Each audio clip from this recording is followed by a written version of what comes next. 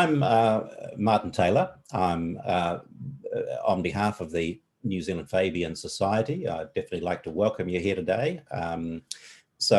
The session today is going to be divided into three parts, and we'll make sure there's, as we've noted, that there's plenty of opportunity for discussion at each point.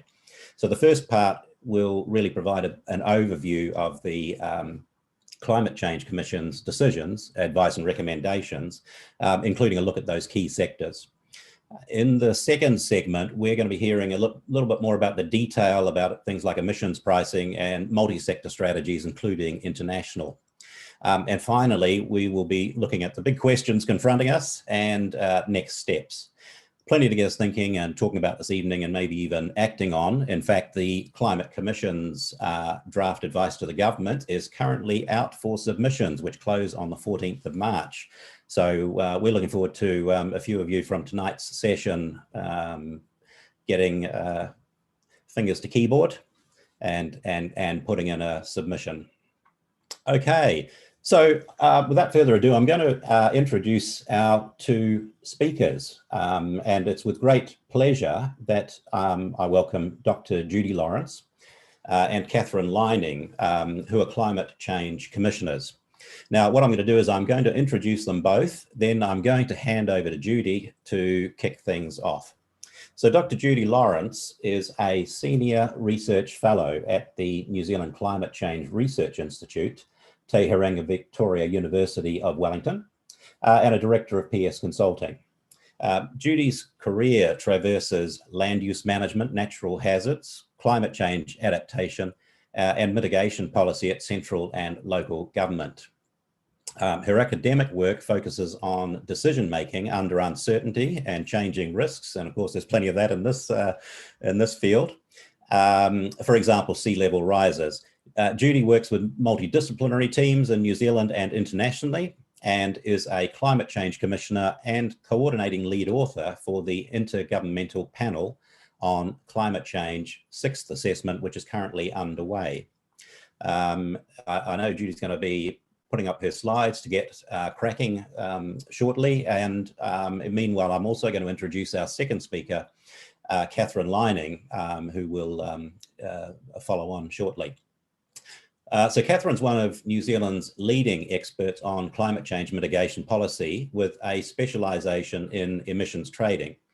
As a policy fellow at Motu Economic and Public Policy Research, she currently leads Motu's research program on shaping New Zealand's low emission future. Catherine's held policy positions at the Ministry for the Environment, the Ministry of Foreign Affairs and Trade, Wakakatahi New Zealand Transport Agency, and Wellington City Council. Before moving to New Zealand, she held policy positions in the US.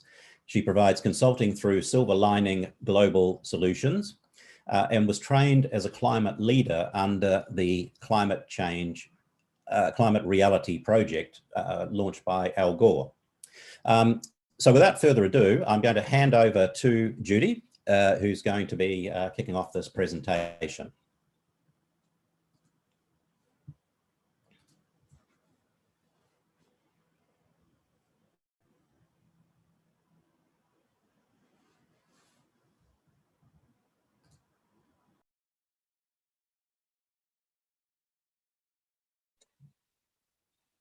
You're muted, Judy. Yeah, Judy, you're...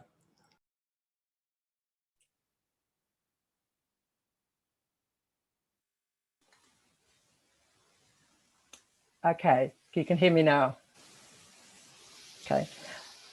Kia ora tātou, and welcome tonight, and thank you all for coming. I've got a great pleasure in having Catherine Lining with me here tonight, because as you've just heard, we sort of traverse a lot of the work of the Climate Change Commission at the moment. So we're going to talk tonight about the transition to net carbon zero. And the Climate Change Commission, of which we're members, has been set up specifically to advise the government on how to meet the targets set out in the Climate Change Response Act. And those are twofold targets. They're for climate, CO2, for carbon, and also for methane and nitrous oxide and some other gases, including HFCs and a few others related. And so our task is to advise government on how they can meet the targets, and in particular, starting with the first 3 budget periods. So starting with our timeline, and I have to say we were set up only just over a year ago, and there's been an enormous amount of work done by the staff to bring us to this point, and by the commissioners in moderating the process and getting the advice to the out for public consultation. So as you can see, we've had a very long period of time leading up to now, and we've been engaging mainly with stakeholders. We've been doing modelling and analysis and looking at the results and making some judgments around what our draft advice might be. We have a requirement in law to consult, and we're out consulting at the moment, as you're obviously aware. So that has been released, and we're working to a very tight time frame. We were only given six weeks, and we have then, after the 14th of March, to synthesize all the input and to revise our analysis as appropriate and finalise our advice. And then it's government's business, after which we will be monitoring that process. So what are the big things that we've been looking at? Well, the key issues that we have to really think about are, what is the pace of this transition by sector and by greenhouse gas? And what are the potential impacts of that transition? And these are distributional impacts on different people in the community, on different sectors, etc. And another question is, how much work does the emissions trading system have to do? And Catherine will be talking about some of the details around that a little bit later.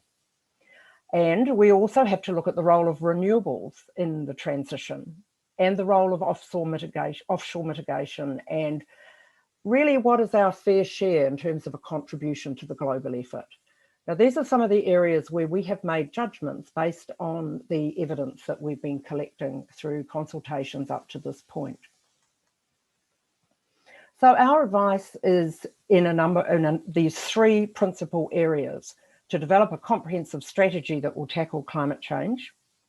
And the first 3 budgets are what we're going to talk about tonight, and the direction of the policy for the emissions reduction plan, and I'll deal with those 2 parts. And then Catherine's going to talk about our consistency with the National Defined Contribution, which is our fair share, for staying below the 1.5 degrees of warming, which is the level that the Intergovernmental Panel on Climate Change has indicated is a safe operating space.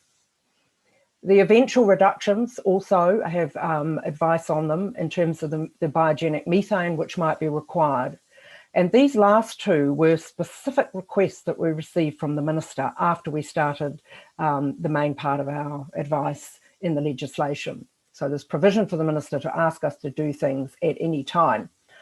So that obviously has implications for how we manage our commission. So the recommendations go across a number of areas. We have the emission budget recommendations, we have enabling recommendations, and we have policy recommendations. Now, the enabling recommendations are those which assist the budget recommendations being met. And they are things that are like policy recommendations or things that need to be in place to enable those budgets to be reached, and thus the targets reached. And we also have policy recommendations. Now, these are divided into 2. We have time-critical necessary actions, and we have necessary actions. And the reason for the time-critical ones is that we need a number of things to be in place before we can actually start to see emissions coming down. And I'll talk about that a bit further. So what does that mean for New Zealanders? The way we have approached this is to use models to model the different choices we have to reduce emissions, and to model what those positive and negative impacts might be, who might be affected and how they're affected. And to do that, we have to set a baseline scenario from which we can put forward other scenarios to see how we might be able to meet those. And I have to say, the advice we've given is one scenario for getting there. And the purpose of the consultation is to see what people think of that and whether or not there are other scenarios that we could use to do that and thus revise our advice. So in doing that, the analysis looks at the overall economy and at the key sectors that generate the emissions to meet those 2050 targets. And so we've got a holistic view. Everybody has to play their part across all sectors, and we have to get emissions down, and fairly quickly. So we've modelled the detail and the complexity of that at a level, at an economy-wide level that's never been done before. And that's given us a much better idea, really, of what we can, what changes are needed and how we can make those. So our analysis shows that reducing transport emissions is crucial to meeting our emission budgets. Our emissions have risen significantly in the last 5 years and also prior to that. And this is going to have an immediate and lasting impact because carbon is the one that lasts the longest in the atmosphere. And so we really need to get cracking right now to really bend the curve. So this means that we have to think about the way we travel, the way we work, how we move goods around, and also signal that we need to be walking and cycling more, developing our urban developments in a way that people can reduce their carbon footprint. We need to be moving freight off roads and into rail and also shipping. So effectively having lower emissions would change the way we plan and build our cities as well. And we need to have an integrated public and shared transport system locally and across New Zealand that works for us, because not everybody is going to have an EV. So our draft advice has suggested that EVs are key to the transition because we need to start to change the stock of vehicles and get out of our internal combustion engines and into both electric, and for those people who haven't got electric, to develop this integrated transport plan that can make our cities work for us much better as it addresses our mobility. So the electric part of our advice is not just for cars, but for trucks and buses and cars and ferries and motorbikes and trains and short distance aircraft, and also to be supported by the use of biofuels. So we're not putting all our eggs in the basket of EVs. There would be something like 40% penetration of EVs across New Zealand by 2035. But that means we have to do those other things as well.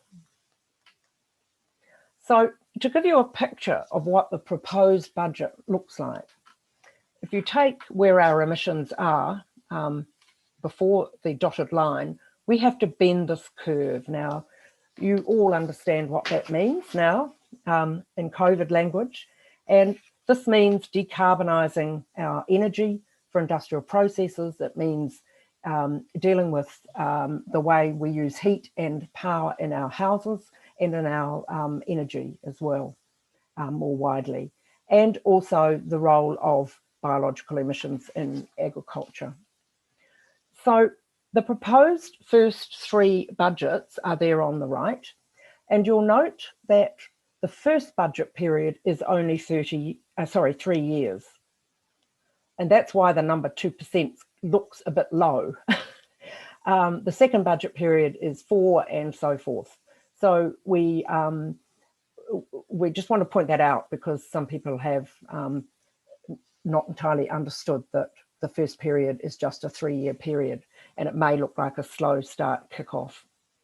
So if you look at the diagram on the left, the grey is the long-lived gases, the carbon, and the orange is the methane, the biogenic methane, which comes from both agriculture and from waste, but predominantly from agriculture.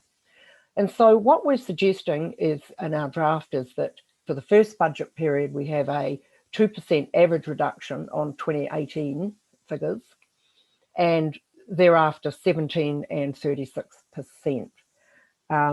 We've looked at the opportunities. The basis of this is based on looking at the opportunities and barriers for reducing emission across the whole economy, and based on how far and how fast our analysis tells us that we can go towards meeting the target. So we've come to the conclusion that the current policies are not going to help us get there. That we're not going to meet the emissions budget, so we need this comprehensive package across all sectors and supported by policies that can meet the long-term goals.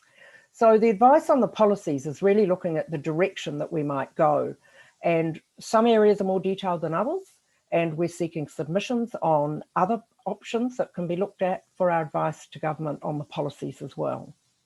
So this isn't a done deal yet. So through our monitoring, after the government has made its decisions at the end of the year, we can hold government to account through the monitoring mechanisms. And if they don't follow our policy, they have to justify why not. So there's a bit of naming and shaming in here, and sticks and carrots. So we're trying to get across this comprehensive approach that we're taking. So these are the paths to the 2050 target. And as you can see, the path is steeper for carbon. And the reason for that is that carbon stays in the atmosphere much, much longer and does much, much more damage in terms of heating the atmosphere and the flow-on effects in the oceans and to our climate.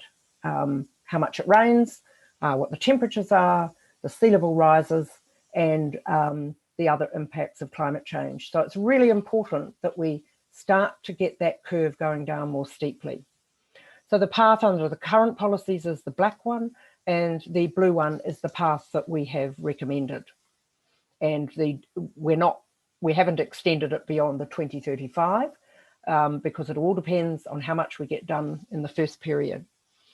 So the biogenic methane is on the right, and as you can see, the target for biogenic methane is 10% below the 2017 levels of current biogenic methane emissions.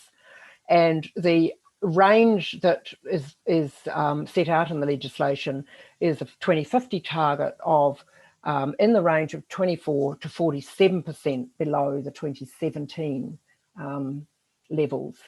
I know it's confusing. We've got different years, and the best we can do is to put these sort of tables up so you can compare the two.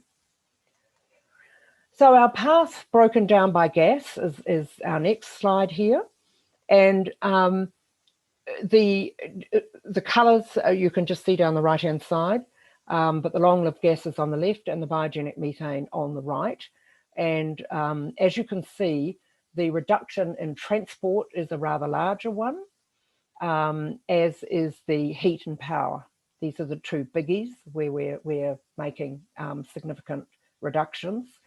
And the biogenic methane is a pretty significant shift, and it's based on not relying upon future technology. In other words, it's based on the practices and the technologies that are currently available, and a small amount of reduction in stock numbers of around 15%.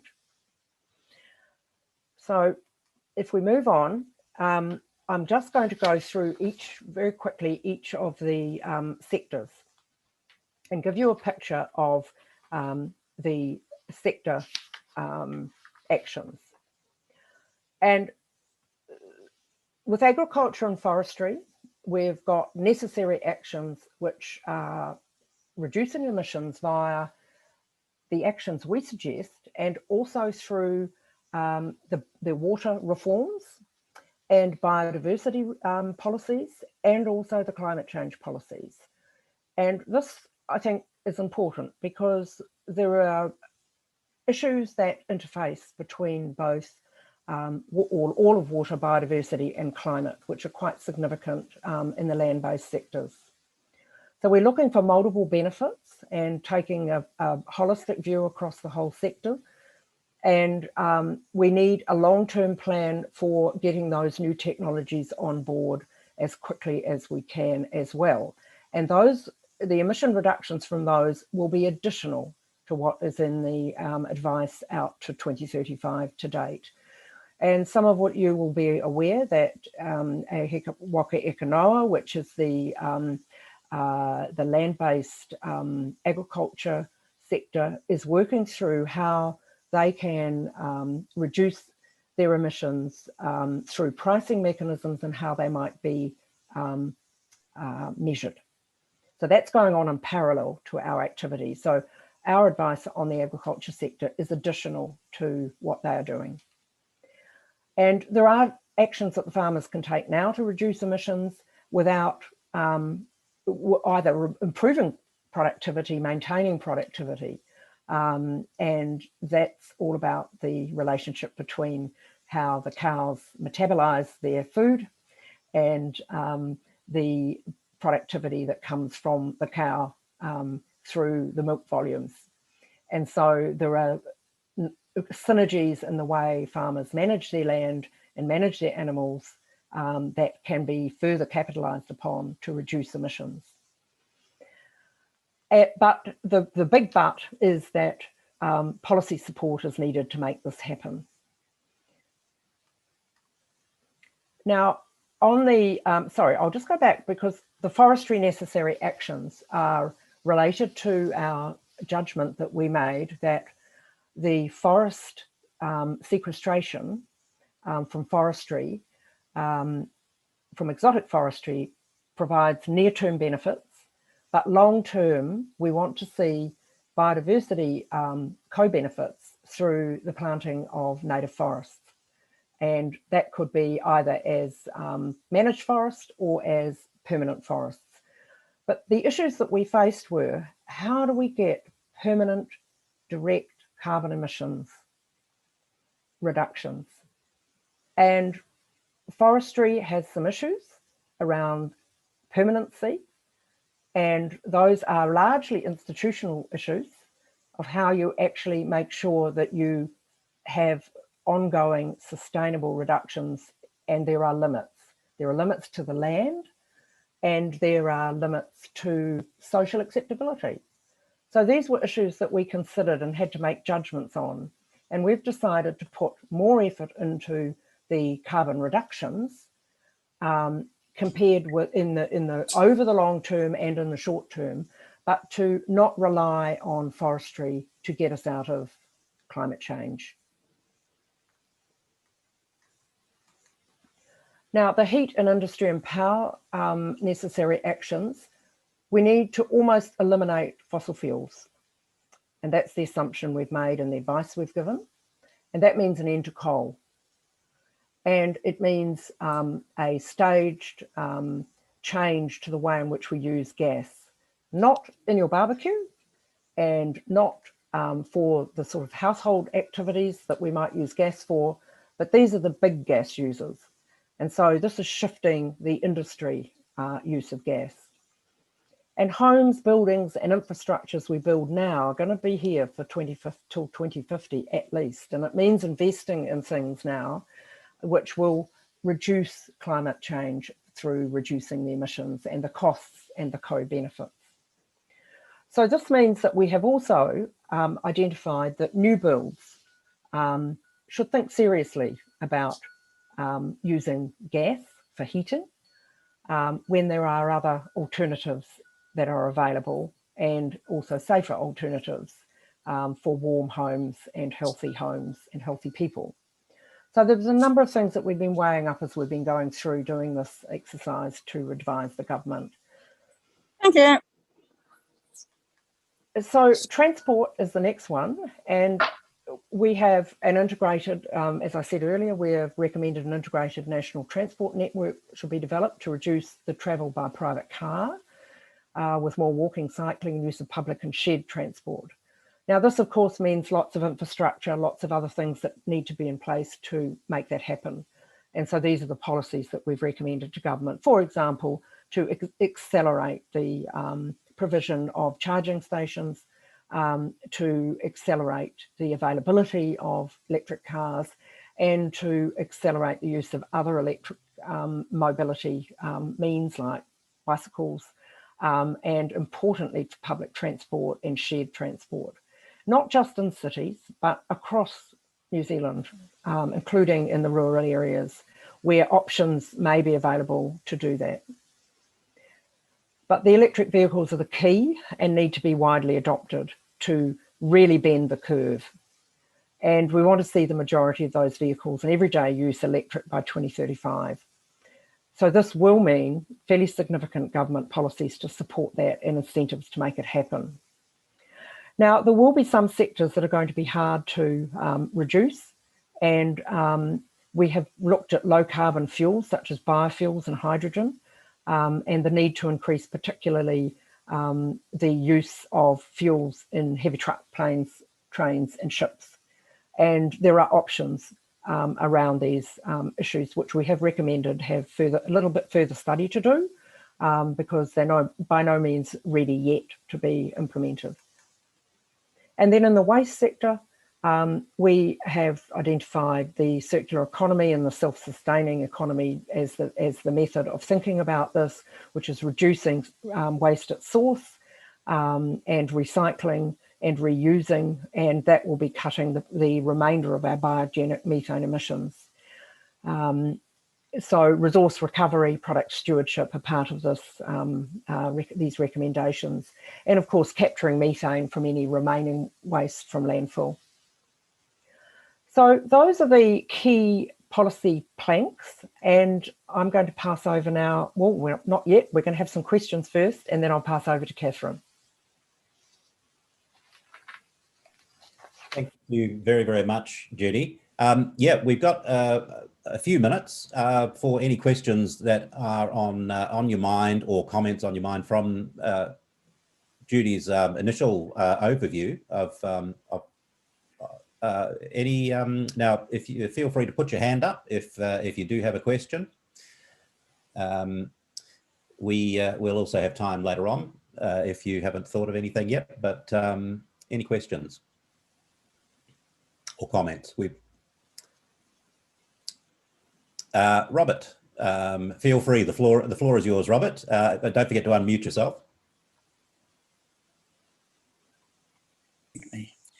Judy, thanks very much. When we were going to have this is before the recent COVID thing, an open session in Wellington, and I'm in Auckland, I thought it might be prudent to submit a question or a couple of questions to you beforehand, and they should have come through Mike Smith. I don't know whether you've got them or not. No, I don't. Okay. It's really dealing with the big questions, number 6, and the role of the national, the NDC. And it may not be appropriate to take those now, but if not, I'd just like to flag that I've got some issues there, and I'd like you to come back and give me some time to that. Yeah, I'll get Catherine to, after she's presented, to cover off anything that you haven't had your questions answered. Thanks, Robert. Thanks, Robert. We'll cover that later on. Kaz, you had your hand up. Do you want to unmute yourself and go for it? Hi, yes, my question is about methane. I'm very concerned about the fact that it's being kind of left to the end, because my understanding is that methane has considerable amount more warming than CO2, although it's short term. We're really concerned about the next 10 years, and with methane, we're looking at something like, 38 to 58% more warming potential, and a capacity to accelerate other types of warming. So I would see eliminating methane or reducing methane as a very high priority. And that's whether it's methane from gas fracking and gas distribution, for that matter, or whether it's biological methane created by stock. So that's my question: is why has that issue about methane actually not been taken on board by the Commission? Yeah, the Commission has taken methane on board, and a little bit of context.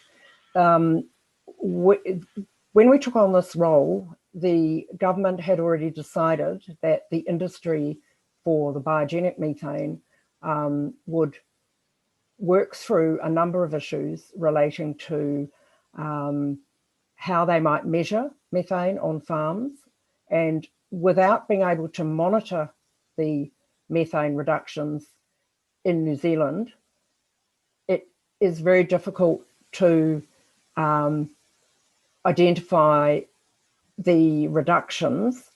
And that was why the government, as I understand it, the government decided to leave part of the story at one side and give the industry time to come up with a mechanism that they would be able to manage and in reporting to the Commission. Now, that's only part of the story, because as you can see in the reductions on the slide that dealt with the two sector, the carbon emissions and the methane emissions, there are still significant reductions that will come from the agriculture sector, particularly because that's where the largest amount of agricultural emissions are, where the methane emissions are coming from. And we made a judgment that emissions could be reduced through reduction in stock numbers in the first instance, and we've got about a 15% reduction in the first budget period, across the first budget period, the three of them. And we also have an understanding that the productivity gains that they can still reduce, given current technologies, will be able to reduce additional CO2, methane. So we've got a situation where, yes, methane is significant and does need to be reduced. However, it does not last as long in the atmosphere. And so what we did was to look at how much reduction can we get in the carbon dioxide, which we must start to get down to turn the curve. We won't turn the curve by reducing methane. We have to do it by reducing carbon. And so we had to do the initial recommendations around that issue that dealt with carbon, but we do have significant reductions for methane. So it's not as though we've put it to one side, and they are additional to what the industry is doing. Thanks, Judy, and thanks, Kaz, for that great question. I'll have to just hold on the follow-up question for now because we're quite tight on time, but we will have time later on, and also feel free to put comments on the chat. And of course, Judy and Catherine will be getting copies of all the chat as well for all of those present if you want to make comments. Hey, Steve, you've had your hand up for a bit. Why don't you go for it? Hey, I've got a question about cars. Saying that half of the vehicle fleet would be electric by 2035 or so is an ambitious target. But does that mean they're all battery electric vehicles 100%? Or does that 50% include plug-in hybrids, which as they age are going to become more carboniferous and less advantageous? Yeah, we looked at that question, and we did include the hybrid plugins into that. And so there will be a combination of all electric and plug-in hybrids, and that will over time be replaced with new electrics that can do jobs that the electrics can't do now. So, you know, and some of it's about size, some of it, and it's happening very quickly. The new technology is very, very quick. So if you have further information, Steve, on the role that plug-in hybrids might play in our EV strategy, well, we'd love to hear from you. Thank you. Thanks, Steve. Great question. Hey, I think we might just press on with the next part of the slides. I'll just let Catherine get herself set up and do a screen share. There is plenty of time later on, so hold those questions. And I also note, Alicia, you've put a great question in the chat there, which Judy might want to sort of have a look at as well in the meantime. But we'll move on, and as I say, hold those questions. We're coming back to them. Catherine, over to you. You might be on mute. Sorry.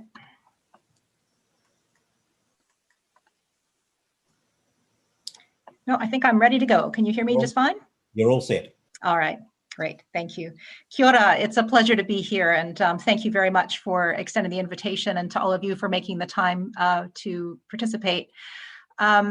As was mentioned, I'm going to focus on our multi-sector strategy and how the different policy pieces fit together, and then spend some time on New Zealand's international target, and hopefully we'll come back to Robert's question if it hasn't been answered during the presentation. I think that the important place to start is in recognizing that in the past, previous governments have put a huge amount of attention on emissions trading. And actually what we're trying to advance here is an integrated policy framework that really works for New Zealand and addresses the challenges that we have to overcome. So we've developed a three-pillar system here that's illustrated, and at the center we do have pricing. It has an important role to play in influencing investments and choices, in particular around product substitution to low-emission alternatives. But we also need other policies and measures to address non-price barriers. Things like shifting social norms, overcoming upfront capital barriers, helping to provide information. There are already some zero cost and negative cost options that would make sense from a financial standpoint, but aren't happening in New Zealand. And simply raising an emission price isn't going to make them happen either if things face non-price barriers. So we need policies to address the non-price barriers. And then on the other extreme, we need policies to help on the investment horizon, because the kind of emission price that you'd need to get those types of investments over the line is much higher than would be socially acceptable economy-wide across an emissions trading scheme. So we really need an integrated package.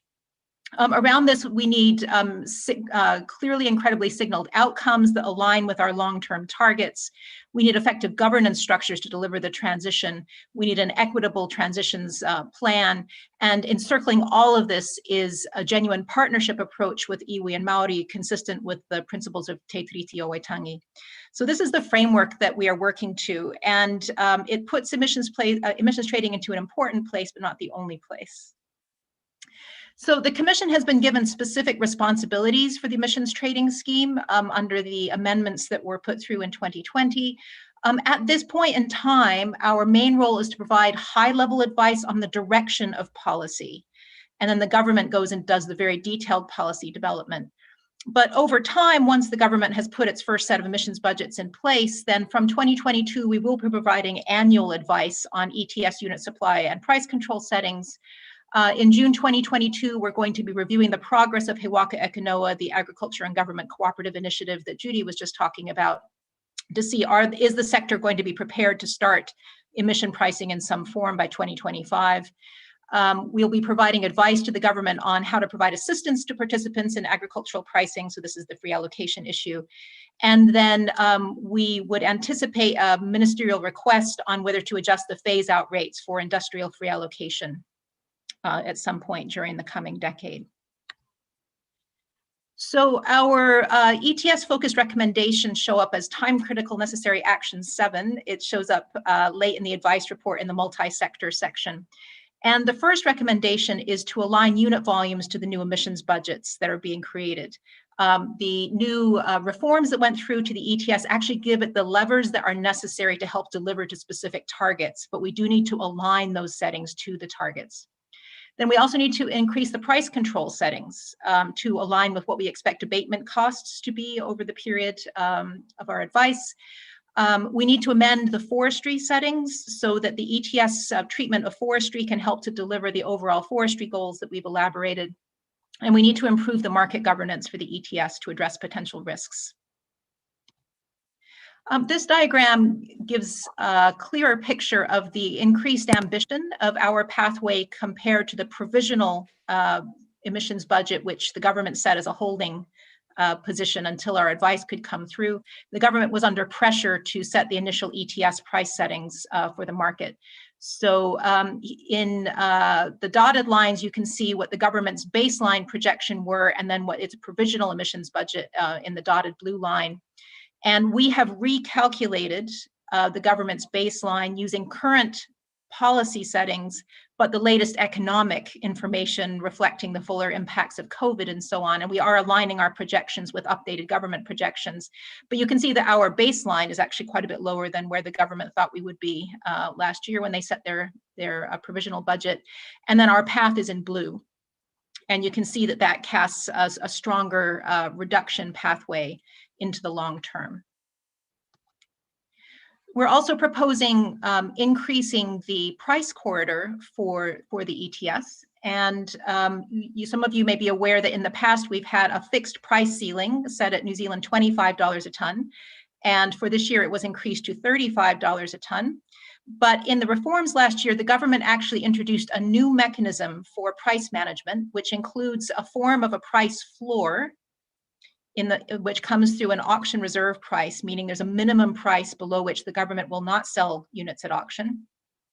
And then it has implemented a new cost containment reserve, which is like a set-aside volume. And if prices get too high in the system, then that additional volume gets triggered to come in and help bring the prices back down. So it's not the same level of price containment that we've had in the past.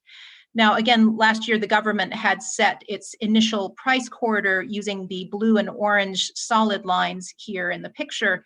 And you can see it was in real prices, it was fixed at $20 per ton and then would increase each year for inflation, which is not shown here.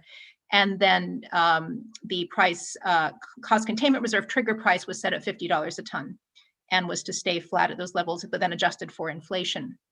So what we have proposed instead is actually making a step change in both the auction reserve price and the cost containment reserve trigger price. And the values that we're showing reflect the improved modeling that has been done about what we expect abatement costs to be in the New Zealand economy. Now, it's really important to note, this is not a prediction for what ETS prices are going to be. What we are doing is establishing a broad corridor in which the market can establish an efficient price. And where that price actually lands is going to depend on how the government sets other policies alongside the ETS, and then what mitigation opportunities come to market. But what we wanted to do was to establish a corridor that's ambitious enough that we can deliver on the outcomes if higher prices are needed. And those estimates would be adjusted for inflation. So just before I move to the NDC discussion, I just also wanted to flag there is an extra list of additional issues that we'll be addressing on the ETS in our policy advice. They include things like recommendations for revenue recycling, for looking at the phase out of industrial free allocation. I've mentioned the improved market settings and so on. So there is a longer list of issues that need to be addressed on the ETS, but the biggest ones are about its alignment with ambition in order to deliver what we need. So I'll move on to our nationally determined contribution. This is our Paris target, and our NDC applies for 2030, and the current NDC is a reduction of 30% below 2005 levels by 2030. So we actually use a gross emissions baseline excluding forestry for 2005, and then we look at net emissions in 2030, and this follows the International Accounting Convention. That is standard practice for setting these. So an NDC is each country's commitment to reduce emissions, and we define that target as an endpoint, but it's actually a whole period budget for the period from 2021 to 2030. So we're accountable for the cumulative emissions over that period. And NDCs are developed bottom up. Each country contributes what it feels it can and should to address the problem. So just conceptually, we need to understand how the NDC and emissions budgets work together. So you can see this first bar represents New Zealand's current emissions. Emissions budgets are our domestic reduction pathway. But beyond that, our NDC is our global contribution. And it is possible for us to boost our global contribution beyond our domestic contribution by investing in offshore mitigation. So this is helping other countries to progress emissions beyond their NDC commitments, and then we can claim that toward our reduction. So it does allow us to make a bigger global contribution than what we feel we can do at home.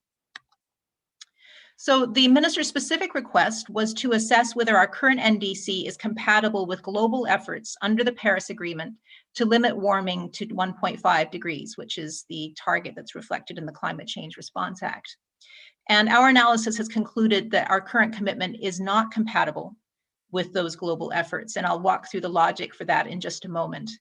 And we've concluded that if we are to play our part as a developed country, the NDC actually needs to be strengthened to represent reductions of much more than 35% below 2005 emissions levels by 2030. So we reached this conclusion through a combination of scientific analysis and in consideration of additional factors. And we've taken an innovative approach to the scientific analysis, and I'll draw your attention to a really outstanding scientific paper on the science of 1.5 degrees C, which is available on our website. It isn't the most obvious thing when you first pull down the advice, so I think a link has been made more evident, but there is a section where this report is available. I'd really recommend for those of you who are interested in learning more about the interactions between short-lived and long-lived gases along the lines of the earlier question, I'd really recommend that you look at this report because it's very helpful. So what we have done is to look gas by gas at what the actual warming impact is coming out of Aotearoa, New Zealand, and then look at where the IPCC recommends each of those impacts should land and look at how we compare. So our current NDC lies at the lower end of what we think is a safe range. And what we've looked at is a full range of socioeconomic scenarios that are developed from the IPCC about how the world might reach a 1.5 degrees C target. And we've looked at the middle band of those scenarios. We call that the interquartile range. It's like the 25% above and below the middle line. And we've done this because we considered that the really slow paths create way too much risk, that we're going to have to rely on very expensive carbon capture technologies which aren't yet commercially viable, and that's a huge burden to put on future generations. So we thought the risk of that was too high for the very slow pathways. But we also considered that the very fast pathways might involve a high risk of economic adjustment. And we've just experienced with COVID what an unplanned, unmanageable adjustment feels like, and we don't want that. We need those emission reductions, but without the social disruption that we've just experienced. So we're looking for that middle band of more manageable pathways. And these pathways are compatible with a 50 to 66% chance of meeting the target. Now, those are not the best odds, but that is the range that a lot of countries work to. So if we look at where that interquartile range falls and compare it to our 2005 emissions, the weak end of that range is a 25% reduction below 2005.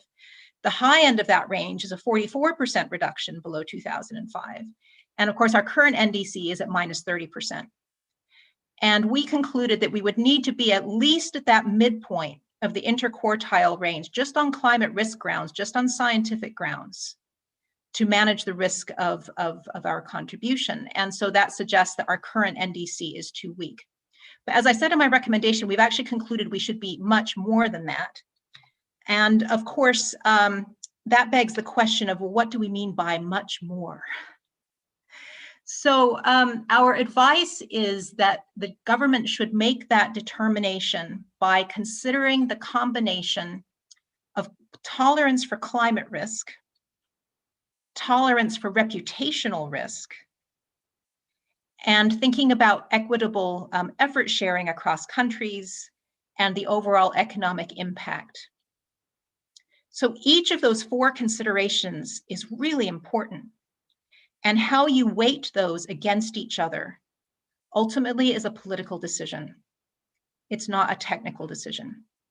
And that's why our advice has not gone further to say, well, how far beyond that 35% do we go?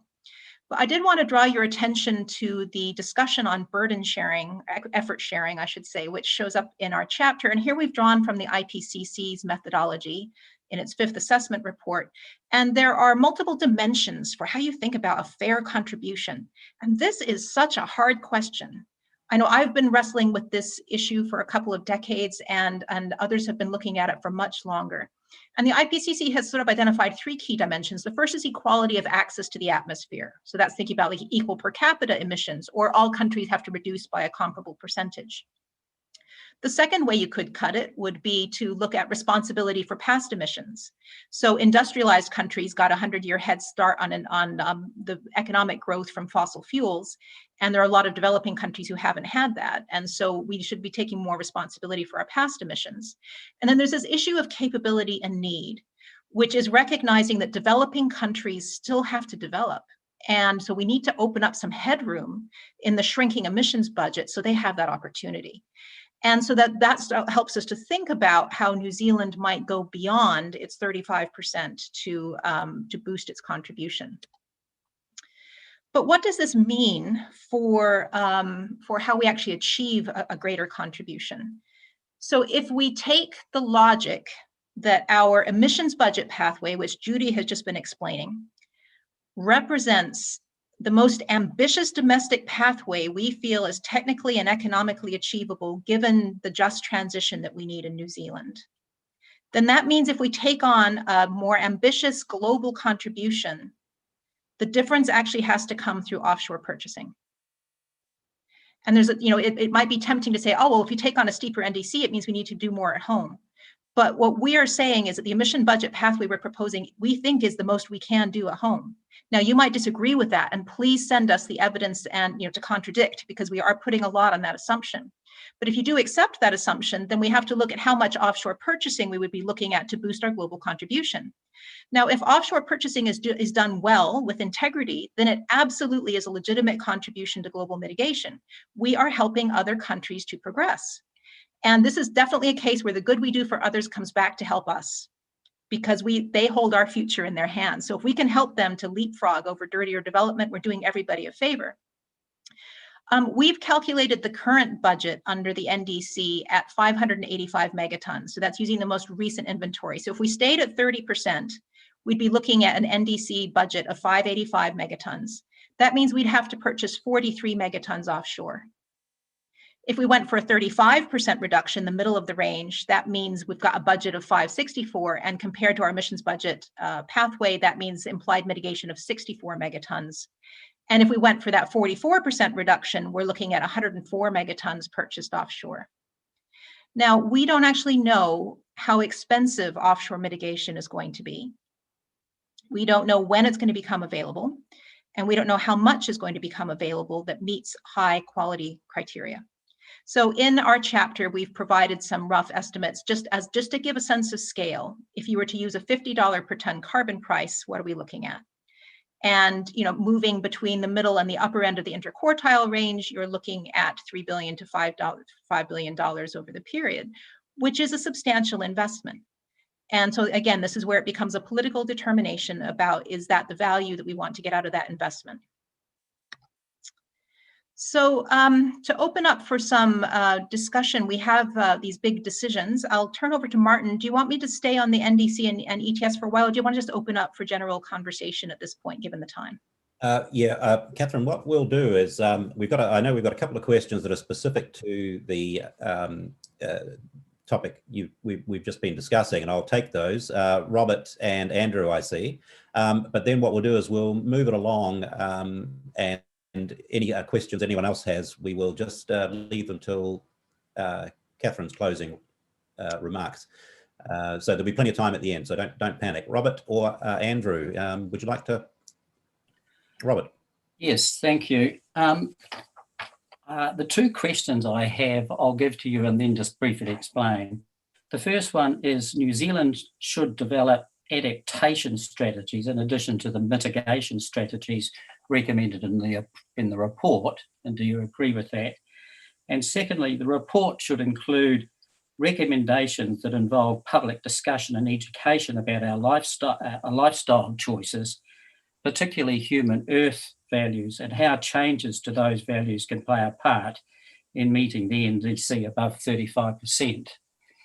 With regard to the question about adaptation in addition to mitigation, which would make the 250 pathway that you spelled out necessary but not sufficient, I would take issue about the way in which you have identified 1.5 coming at the year 2040. Now, I know that a number of scientists disagree with they have quite a bit of variation on this. But the carbon brief in November 2009 states that we've only got 8 years before the 1.5 comes to us. And I know there are other scientists who would say that we're either there or damn near there. So I think that my reading of the science is that 240 is far too ambitious. And if that's the case, then we're going to have to start to adapt to the implications of 1.5, 2 degrees far earlier than is implied in your report. The second issue is about lifestyle and values.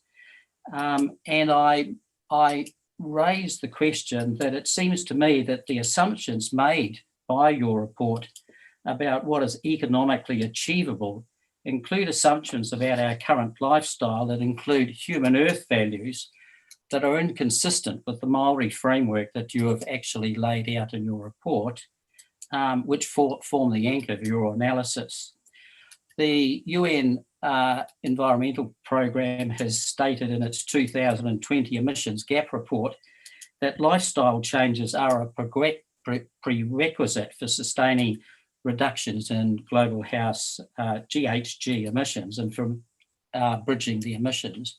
And therefore, it seems to me that, and they go on to spell that out, it seems to me that we need to take recognition that the Earth cannot, other countries cannot just justify our lifestyle, that we actually have to start looking at those changes.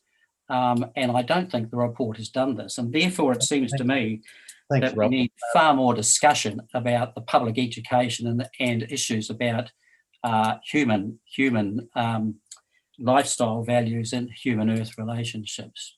Thanks, Robert. Catherine, did you want to make a brief comment there? Sure, thank you. It's a complex question, and I'll take a stab at it. In terms of adaptation, the Commission actually has important adaptation roles, and because we can't do everything at once, this first package of advice just focuses on mitigation. And the government has actually taken the responsibility for doing the first climate change risk assessment and is developing the first national adaptation plan. So that work is happening within government at the same time we've been developing the mitigation piece over in the Commission, and we'll be picking up responsibilities for future climate change risk assessments and then for monitoring progress under the adaptation plan in the longer term. And Judy is one of New Zealand's top experts in this area, so I can leave more detailed questions on that to her. Adaptation is absolutely critical. There's no doubt about that. This is not an either or. We have to do both mitigation and adaptation. They're both very important. So the reason it's not addressed in our report very much is that the bulk of that sits in a different process. However, it is still important to think about the linkages between mitigation and adaptation in our report, so that the actions we're taking for mitigation aren't making adaptation harder. And that does show up in the report. If you feel like you'd like to add more evidence on that, we'd welcome that. In terms of the public discussion about lifestyle choices and our emission budget, so the emissions budgets represent our domestic transition pathway, and as you're rightly pointing out, that would land us at net zero by 2040 if we don't include international aviation and shipping. If we start to include international aviation and shipping, we could hit net zero by 2050, but that's domestically. Our global contribution could get to net zero faster than that if the public and politicians supported that level of offshore mitigation being funded from New Zealand. So we could make a larger contribution than that, but it would have implications for other parts of the economy. Your point about making lifestyle change is absolutely valid. The scenarios that we've developed that Judy was talking about look at the combination of technology change and behavior change. And we've run sensitivities around, well, if the technologies don't come through, how much more behavior change do we need to get, and vice versa. So we have taken it into account, but if you feel like we're being too conservative about how much behavior change is possible and you can share the evidence, then please submit, because we would like to know how fast we think people can change. And there is absolutely a need for public education, both to understand what we need to do to change ourselves and also to consider our willingness to support other countries to change. So thank you for those very helpful questions. Yeah, great questions, Robert. Hey, thanks. Catherine, I'm just going to read out Andrew's question for a very quick response, and then I'll just fire away with your final slides.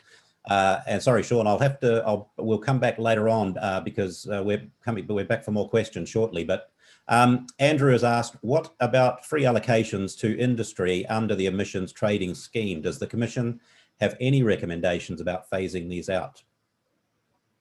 Yes, thank you. This is a very important issue. In the reforms that were decided last year, the government did put free allocation onto a phase-out track, whereas it had been sort of frozen for a long time. But it's still a slow phase-out track. And the Act flags that the Minister can invite the Commission to provide advice on whether to accelerate that phase-out rate for individual entities that receive industrial free allocation, or to slow it down for others. So we are aware that the government is actually looking, reconsidering the free allocation issue, and we do hope to engage in further consideration of that. The key issue here is that the level of industrial free allocation does not actually align with getting to net zero in 2050 domestically. So those need to be better aligned in the longer term. Emissions leakage is a legitimate issue, and it needs to be managed strategically. And free allocation is one means of doing it. It's not the only means of doing it. So we do hope to have an opportunity to look into that in greater depth. As I flagged, we do have direction to the government to please look at the industrial free allocation. And that's an invitation to get us to do some additional work. So. Thanks, Catherine. I'll let you fire up head on to the next slide, Okay. And we'll have more questions at the end. And Alicia and Kaz, I'm Sean, we haven't forgotten you. And Great. Max. Yeah, so I just wanted to come back to this list of the big decisions that Judy highlighted at the beginning, just to help stimulate some thoughts as we come up to some cross-cutting questions now at the end. So again, thinking about, we've now covered the pace of the transition by sector and by gas, managing the just transition, looking at the role of the ETS, the role of forestry removals, the role of offshore mitigation, and helping boost our global contribution. And so these are the really big themes. There's a lot of detail in the report, but these are the crux issues. And so we just wanted to put them back up to stimulate some conversation. Just before we go into that, I'll just flag again that the current consultation period goes until the 14th of March. And you can find more information on this online. We've tried to make it a very accessible consultation process. So you can submit on the one or two issues that matter most to you, or you can submit on all of our detailed recommendations. It's whatever scale works best for you. Again, keep in mind that we provide technical advice to the government based on evidence, and then all final decisions rest with the government. So if you've got a strong view, it does need to be backed by evidence, and we'd really appreciate you pointing information to our attention that we may have overlooked. We then provide final advice to the Minister on the 31st of May, and the Minister must table that advice in Parliament. The government has until the end of the year to figure out how it wants to respond to our advice. And if they choose not to take our advice, they have to justify why that advice has not been taken. But we are engaging in genuine consultation. We want to hear from a broad range of New Zealanders about whether you think we've laid out appropriate emission budget pathways and what our policy package looks like. So we do really want to hear from you. And I'll just open it up for some general questions, and I'll leave our website available so you can note that down, and turn it back over to Martin to facilitate. Okay, thanks very much, Catherine. And actually, if you quickly scribble down, everybody, the address, or click on the link, and we'll get Catherine to exit the slideshow in just a moment, so we can see everybody, because we'll head into a basically, open slather, for within reasonable bounds, and really an opportunity to sort of discuss, comment, ask questions on any part of the presentation. And thanks, Judy and Catherine, by the way, extremely informative, and great to have you here to take those questions.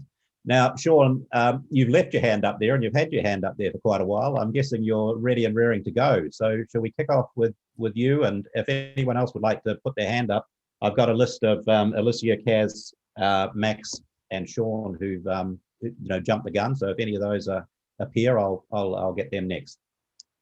Sure. Thank you, Martin. And thank you, Catherine and Judy. Just a brief question about the effects of COVID.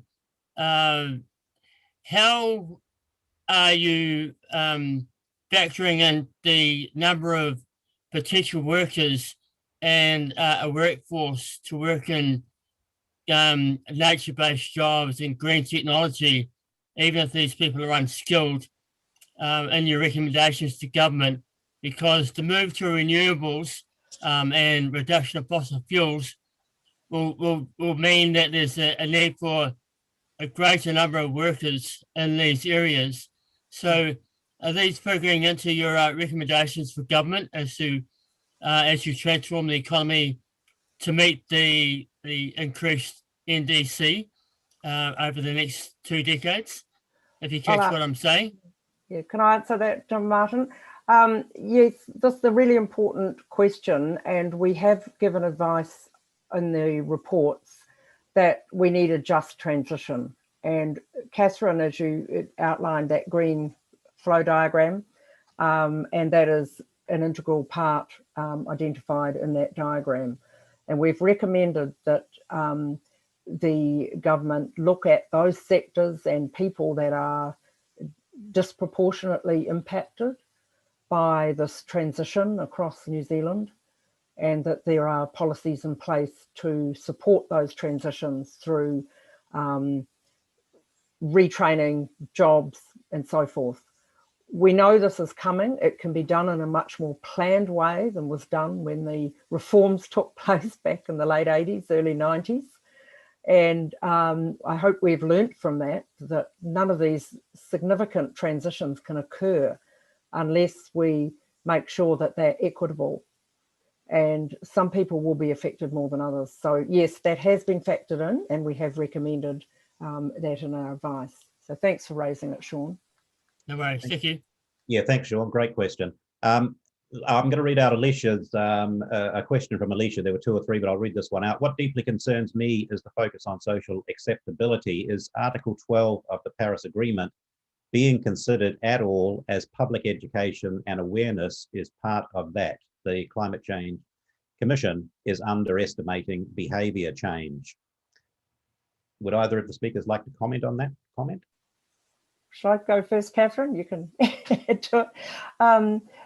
Yeah, this is a really important issue to raise, and we have noted that our advice actually makes some recommendations around this issue.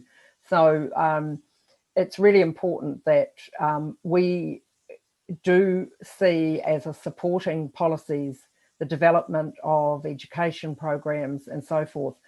I don't think that we're saying that our policies have to be socially acceptable to be put forward to government.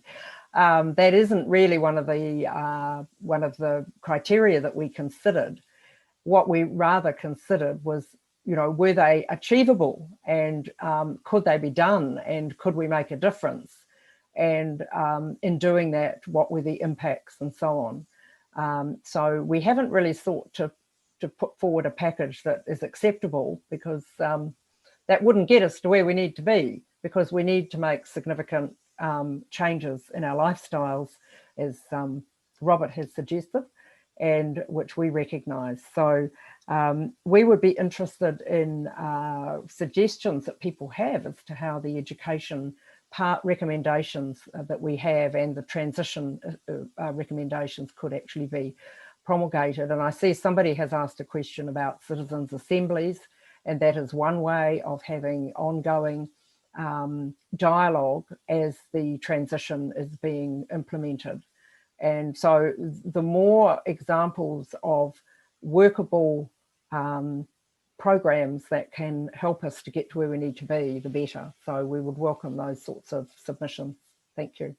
Thanks, Judy. And Catherine, if you don't mind, I'll fire on to another question. I'll just read out Max's question, and then Viola, and I saw Francesca, you were actually raising your hand. We'll get back to you as well. Max has written, thanks so much. I had a question about decarbonising, how we decarbonise rail, which the draft advice suggests. Would the speakers agree that having greater government powers over the rail network might help, including bringing Kiwi Rail under direct government ownership and control? At the moment, it's an SOE. I realise it's a political decision, but do you have a view on that? You're muted, Judy.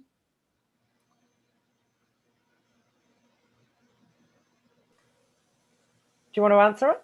Why don't you go for that one, Judy? Sounds like a hot potato. No, not really. As Catherine said, what we've done is our policy recommendations in some areas are high level, because the way in which you can implement a policy and how and the details of that policy has not been able to be developed to this point from the Commission. And some of these issues about ownership of assets and so forth are really political decisions as to whether or not those are the best ways of doing it. Now, I'm sure Catherine and I have our own personal views about what works and what doesn't work, but there is no doubt that having leverage over the delivery of policy can be useful, but it can also be not useful.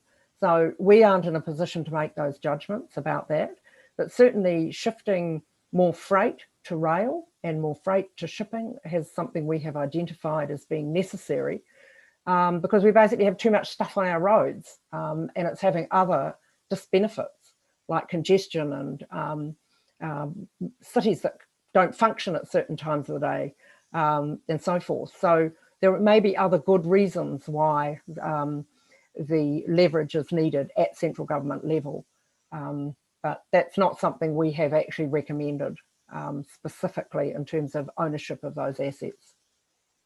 I'll just complement that with just a further observation that I agree completely with everything that Judy just said, but one of our other recommendations is implementing a shadow carbon price for government investments and encouraging all government departments and to use this and to apply it also to local government and to encourage the private sector to do that as well. And the benefit of doing that is that we aren't thinking long enough term about how our investments in long-term assets are valued.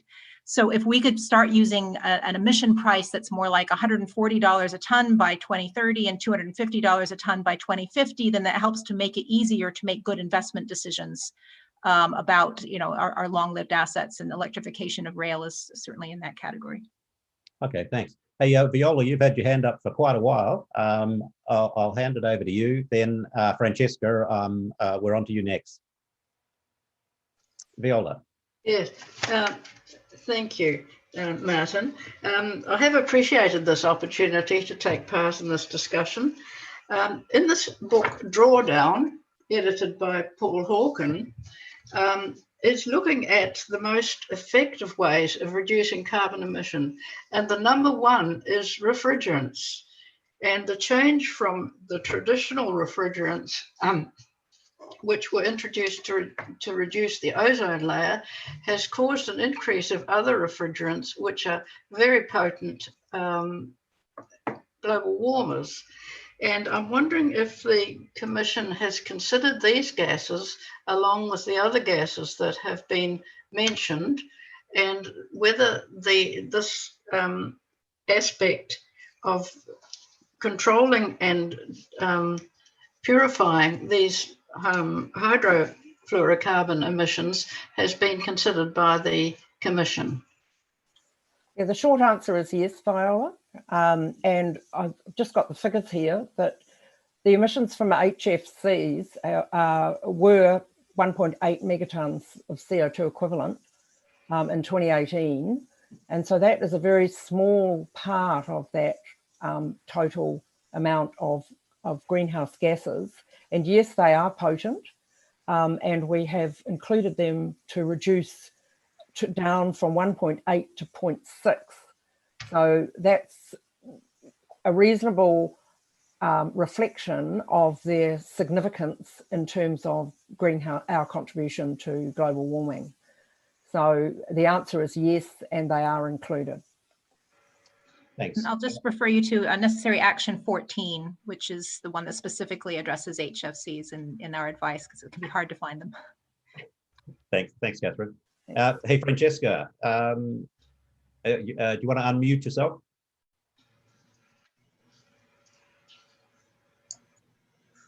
Yes, hello.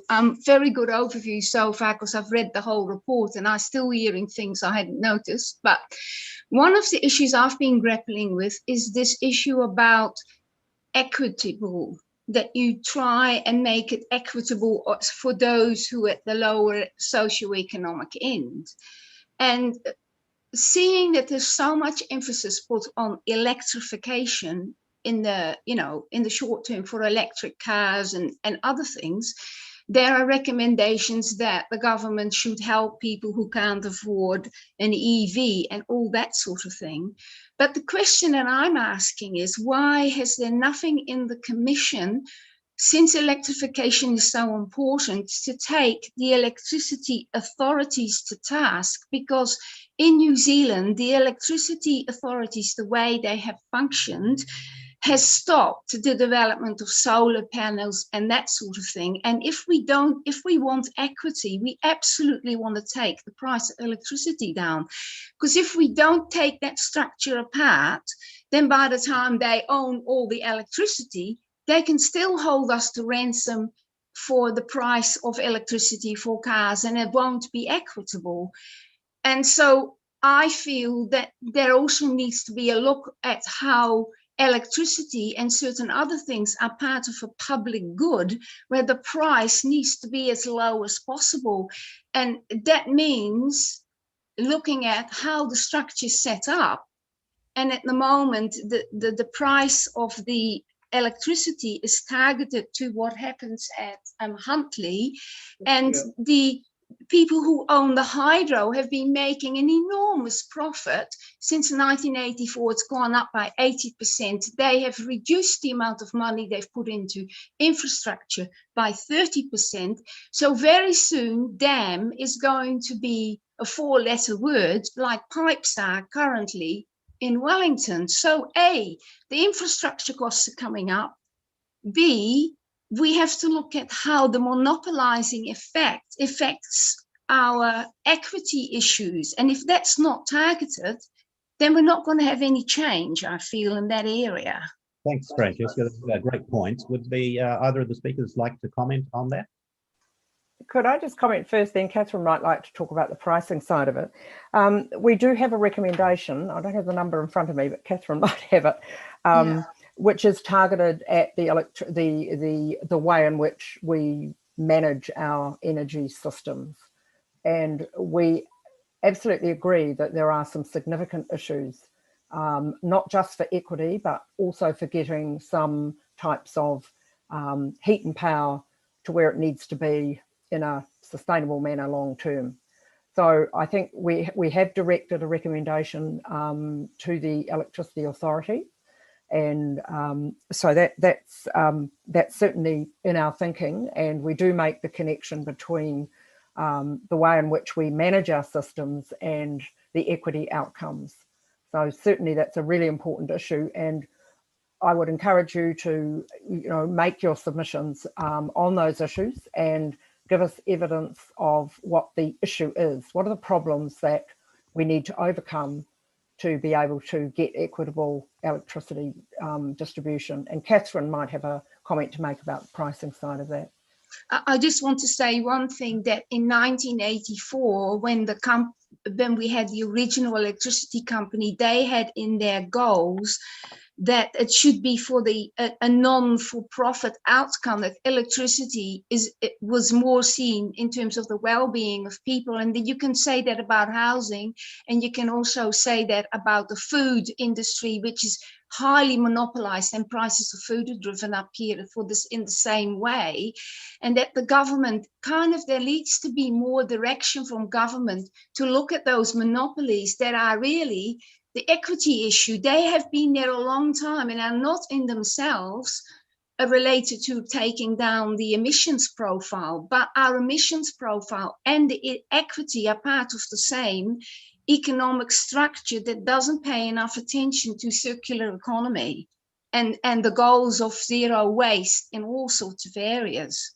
Thanks, so yeah, it's very complicated. I understand that, but I do think I had wanted the Commission to give more feedback on that, to direction, really. Thanks, Francesca. Those excellent points. I'll have to move on because we're knocking on our deadline. We've probably got time for one more question. Sorry, Catherine, I interrupted in case you wanted to make a point on that. I'll just make it quickly. Thank you. It's an excellent point. I'll just refer you to necessary action 5, which addresses that specific issue in the report. I'll just point out that our modeling is saying that we don't expect electricity prices to rise through 2035, but that is making assumptions about what happens with the closure of the aluminium smelter and what happens to the extra energy there. But there is information on the report on the overall impacts on household energy bills and so on. So the equity piece is really important. And part of our advice is an integrated national energy strategy so that people can make better investment decisions and manage the dry year types of concerns that Judy has raised and so on. So the issues are addressed in the report. We haven't gone to the point of restructuring how the electricity sector is managed and how things are priced. But there are definitely issues there that need managed. And yeah, as Judy has said, that's an area for interdisciplinary work. So thank you for the question. Thank you. Okay, great question. Thanks. Look, we'll take one very, very quick question. I've got Alania, Vicky, or Kaz. You've all sort of either had your hands up or had your questions in the chat. First one to put their hand up or take the mic, put the mic on, go for it, and it will have to be real quick. Any takers? Okay, look, I'll tell you what we'll do. We'll just move on. And what I'm going to do is absolutely thank our speakers, Dr. Judy Lawrence and Catherine Lining. This was just a terrific session. And as you can see, you know, from 1,000 pages or whatever the report was, this was the sort of the quick opener. But really, the key is get those submissions in. Brian or I will put in the chat before you go the link, but it's also been on the slide. But hey, thanks very much for coming along. Been a fantastic session. You can save the chat if you like. If you're very quick, there's a file button bottom right, little menu. You should be able to save the chat. We'll also make sure that Judy and Catherine get it, because I've seen there's been some great comments as well in there. And thank you very, very much. Really appreciate it. Time to go home and get some dinner. Okay, thanks everybody.